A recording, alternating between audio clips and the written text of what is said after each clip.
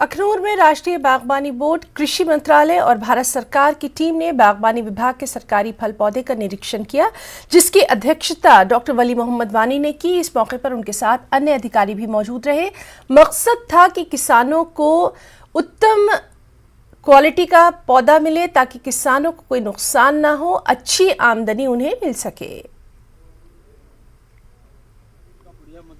लोगों का जो मेन पर्पज है, जैसा कि अभी हमारी टीम के चेयरमैन साहब ने बोला है, नर्सरी का हम लोग सभी, चाहे गवर्नमेंट की नर्सरीज हैं, फ्रूट्स की या वेजिटेबल्स की नर्सरी हैं, हम लोग सभी का एक्रेडिटेशन और रेटिंग कर रहे हैं। इस स्कीम का जो मुख्य उद्देश्य है वो ये है